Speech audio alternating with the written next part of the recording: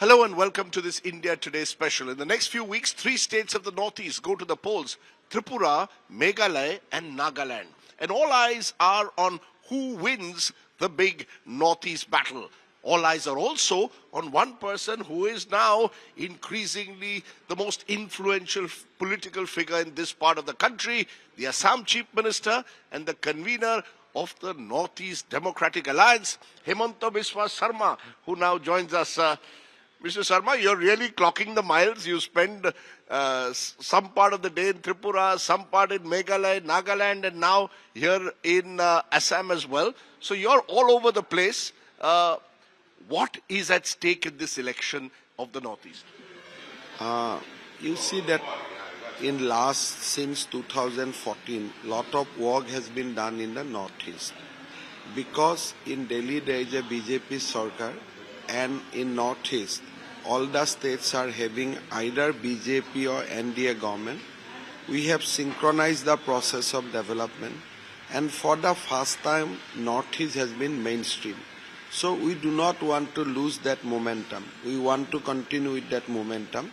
That is why we are looking for a repeat mandate for the NDA as well as for BJP. It's interesting you mentioned a repeat mandate, because it's one thing to win through anti-incumbency. Now you're the incumbent government. We are here in Agartala. And there is a sense that you changed your chief minister just 8 months ago, that there is an element of anti-incumbency. Tribals are angry, restive. Is it more difficult now? You see, BJP on its own, we had 4 governments in the northeastern region. Out of that, we have already repeated Arunachal, we have repeated Manipur, and we have repeated Assam. So we have already defeated anti-incumbency in the 3 states, and the last one is Tripura. So I am sure that here also it will be a pro-incumbency, and because first time Tripura has seen unprecedented development, so we will have a pro-incumbency. And of course, I don't think that repeating government in Meghalaya and Nagaland will be a problem. Interestingly, you mentioned for a moment Meghalaya there, because that's the one state where you haven't really made a breakthrough. Meghalaya and Mizoram, you haven't really made a major breakthrough. They're part of your NEDA, but Conrad Sangma is contesting against you in Meghalaya, in Nagaland. So I want to understand, what is this? That is where it seems almost as if in the Northeast, the BJP says, either you're with us or we will not allow your government to function. I think Meghalaya, we are following a model where all party contests on its own, and we decide in post-election who will form the government. So exactly the same format was also in the last time. Neither in Lok Sabha, neither in Assembly we have aligned electorally with any political party. So for the first time, BJP is putting candidate in all the 60 seats in Meghalaya. Earlier we did not put, we contest 32, 35 like that. So I think we are looking for strengthening our party across the state now. And I am sure... Even in the Christian-dominated states, you're saying that the BJP can grow even in Christian-dominated states, be it a Nagaland or be it a Meghalaya? Look, already in the Christian-dominated seats in Arunachal, Manipur, we have won. We registered that, we continue with that winning spree. No, Arunachal, you took over the Congress. Let's be honest. You took over the Congress. No, there is a difference. We took over the Congress. Then in 2018, 19, we fought the election. And we won on a BJP tickets. So there was a repeat government purely on lotus symbol we won. So on lotus symbol we have already won in Manipur and Arunachal's Christian dominated area. Nagaland, last time we won 12, although you know the state has almost 100% Christian population. I am sure that we will repeat that mandate again, maybe more. And in Meghalaya, last time we won 2 seats, but this time I think that our results will be much more impressive. In Tripura, one big question is, will you tie up with what will happen post-poll? There's a sense that if Tripura throws up a hung assembly, the tribal areas will be key. Pradyut Dev Burman, formerly with the Congress, has formed his own grouping, and that grouping, in a way, the Montha is seen as the grouping that will decide who forms a government. Will you negotiate with them? Are you open to negotiating with anyone post-election? First of all, BJP, whether we have majority or not majority, we always want to work with the tribal population. Like in Assam, we have on our majority, but we are still working with the tribal political party. In Manipur, we have majority, but still we have taken tribal political parties on our fold. And that is the whole principle of NEDA. So in Tripura, we have already contesting with our old political ally IPFT, and we have no problem in working with Tripura Motha. But here is a rider. We understand that there is a problem for the tribal community in Tripura. They are facing it. There is an issue of culture, language. There is an issue of economic underdevelopment. But the core demand of Tripura Motha of creating greater Tipraland cannot be accepted. You will not accept separate statehood is unacceptable. No, because for power, we cannot create a Pandora box in Northeast. Power will come later. But if you do something in Tripura, that will trigger a similar kind of demand in other northeastern states. So we have clearly told Tripura Motha that we are ready to discuss anything, but accept the demand for Tipraland.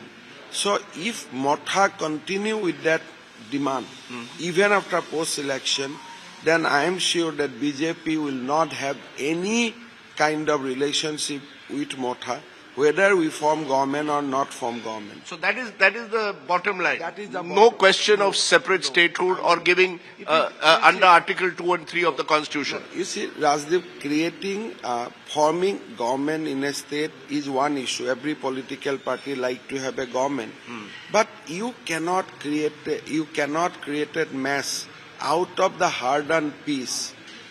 We can claim a success of Modi government in Northeast because we brought peace. Today, we have said the tribal community across the board take greater autonomy, have more financial authority, work for the tribal people, but please do not ask for division of states. So we don't want to open the Pandora box, whether we are in power or we are not in power. Because already there are conflicts that have emerged, Assam versus Meghalaya, Assam versus Mizoram. We've seen border clashes in recent years. Does that not trouble you, that Pandora's box which you talk about, that this is still a volatile region and there are still concerns that are being expressed in different parts of the Northeast? Yeah. There are a lot of fault lines in Northeast. There were fault lines with the rest of the country. There are fault lines within the states. There are fault lines within the region. Overall, if you see that there is Assam, then there is a fault line within the Assam. And there are fault lines even within the district. So it was a fragile kind of coexistence. But then, gradually from 2014, we have almost settled boundary dispute with Meghalaya. Hopefully next 2 months we will settle it with Arunachal Pradesh. And even the disturbance or the fragility within a state has also been controlled in a manner that Tripura, we have rehabilitated Bru and Riang, resolving that long pending dispute. So Prime Minister Modi and Home Minister Amit Shah has done a lot to make that fragility into a solid region. So now, if you are going to exceed any kind of demand for separate state within this Northeast, there will be tremendous problem, and hard-earned peace, hard-earned tranquility, hard-earned development will go in pieces. My final question, you've spoken repeatedly of Prime Minister Modi and how things have changed post-2014. You were with the Congress for a long time, and the Congress used to control large parts of the Northeast for many years. What's the difference that you really see? What is the difference between the long periods when the Congress was controlling states in the Northeast and now the BJP? I think for a person who is not of Tripura or Northeast, The simple answer can be I think when you landed in Agartala airport, you can see that kind of development. Today Agartala airport is, from infrastructure wise, it can be compared with any other state capital of the region. When you walk through the highways of the northeast, you will see that highway is being connected up to Tawang. So when you talk about railway connectivity, it is broad gauge, now it is a double lane, it is electrically run, and you are also seeing state-of-art railway station everywhere. So Northeast has undergone tremendous development in since 2014. And that is irrespective of political affiliation.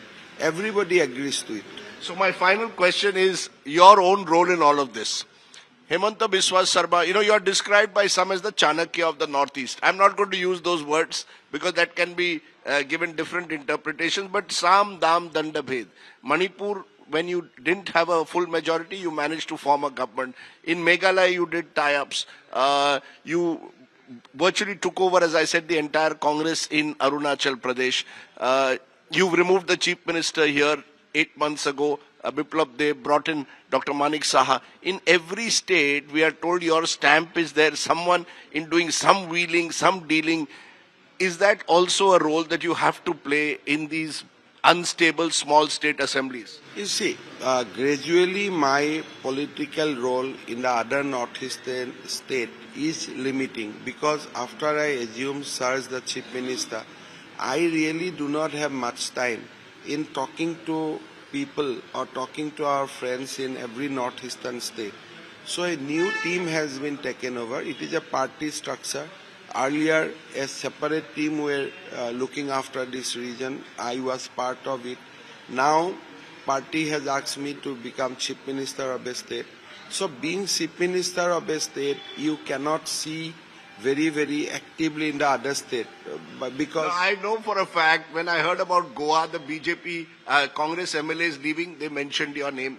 When the Shiv Sena revolt happened, where did they land up? Eventually in Assam. Somewhere there is a Assam connection. Jharkhand MLAs were allegedly being poached. There was supposedly an Assam connection. You have acquired an image of being this, not just a political strongman, but a bit of a, I think you see, when Maharashtra people has decided that will not be with Shiv Sena, they could have gone any place.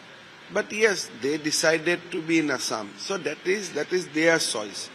So in somewhere in the entire country, I have my own connection with the Congress party.